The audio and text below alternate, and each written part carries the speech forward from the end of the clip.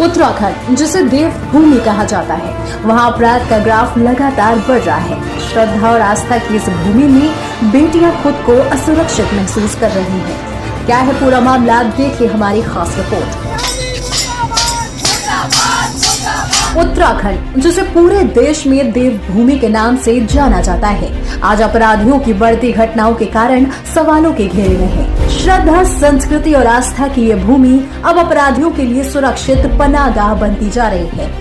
RTI कार्यकर्ता Nadimuddin advocate द्वारा police मुख्यालय से प्राप्त आंकड़ों ने राज्य की भयावह तस्वीर पेश की है।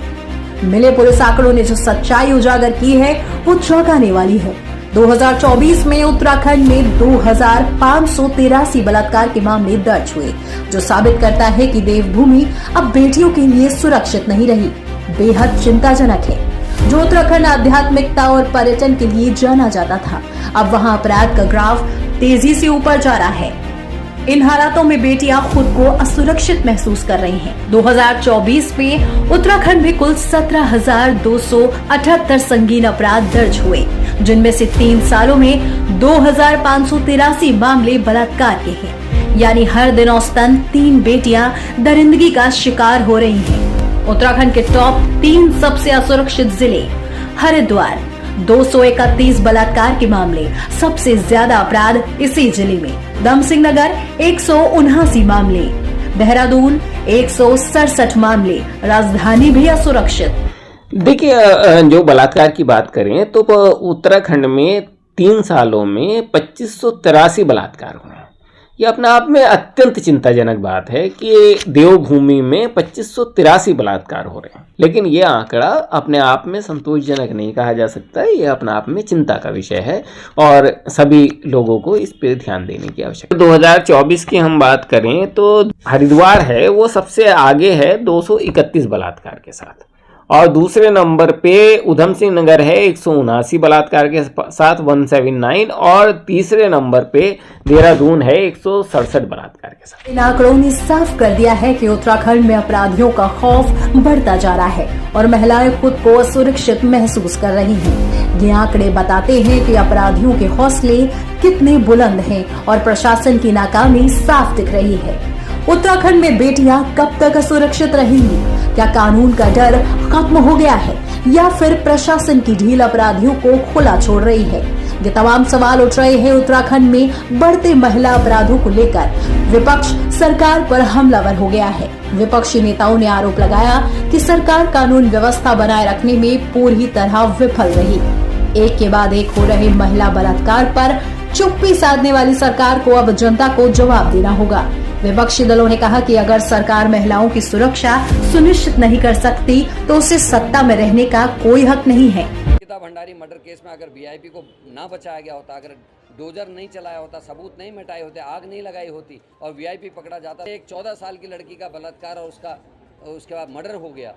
उत्तरकाशी की 4 बहनों को अगर न्याय टाइम पे मिल गया होता जो SC ST की थी तो शायद ये हिम्मत ना बढ़ती।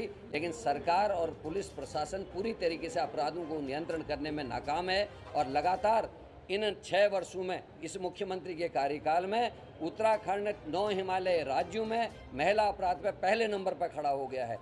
चाहे आप 20 के आंकड़े देख लीजिए, 22 के आंकड़े देख लीजिए, 23 के आंकड़े देख लीजिए और 24 के आंकड़े देख लीजिए, हद हो गई है। मुख्यमंत्री केवल उपलब्धियां गिनाते हैं, कभी इस पे भी क्षमा मांगेंगे? नेत्री भाजपा की सामने नहीं आई, किसी ने क्षमा नहीं मांगी। में महिला अपराध बढ़ते जा रहे हैं। इस तरह सरकार, इतने अपराध के बावजूद भी सरकार की पूर्ण तरह से निष्क्रियता दिखाई दे रही है इतने मामलों में। तो सरकार चुप क्यों है? आप बेटी बचाओ बेटी पढ़ाओ का नारा देते हैं, बेटियों को आगे बढ़ाने की बात करते हैं, महिलाओं को सक्षम बनाने की बात करते हैं, लेकिन आज लग रहा है कि ये सिर्फ बातों तक ही सीमित है, ये धरातल पे नहीं मौजूद है। क्योंकि जिस तरह से महिला अपराध बढ़ रहे हैं और हमारे प्रधानमंत्री जी चुप है, मुख्यमंत्री जी चुप है, तो ऐसा क्यों है? प्रदेश की हर बेटी, हर माँ, हर पिता, हर भाई को एक डर है कि अगर आज वो अपने घर से बाहर निकलती है, अकेले निकलती है, तो वो वापस सुरक्षित पहुंच पाएगी या नहीं पहुंच पाएगी।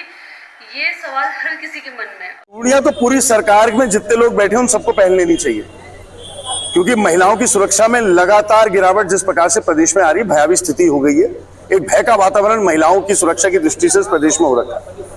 मातृशक्ति है, वही मातृशक्ति है जिनके बलिदानों से इस प्रदेश का जो निर्माण हुआ है, जो ये राज्य बना, और आज वही मातृशक्ति अपने ही प्रदेश में ऐसी स्थिति में रह रही है कि जहाँ पे असुरक्षा का वातावरण है। उत्तराखंड में लगातार बढ़ रहे बलात्कार और अपराध के मामलों से ये सवाल उठता है कि क्या राज्य सरकार और पुलिस प्रशासन अपराधियों को रोकने में नाकाम हो चुका है? आखिर क्यों बेटियों के लिए देवभूमि अब डर का पर्याय बनती जा रही है? अब सवाल ये है कि सरकार और कानून व्यवस्था इस भयावह स्थिति से निपटने के लिए क्या कर रही है? क्या उत्तराखंड की बेटियों को सुरक्षित करने के लिए कोई कड़े कदम उठाए जाएंगे या फिर अपराधियों के हौसले यूं ही बढ़ते रहेंगे? उत्तराखंड की सच्चाई के लिए आरिफ खान की रिपोर्ट।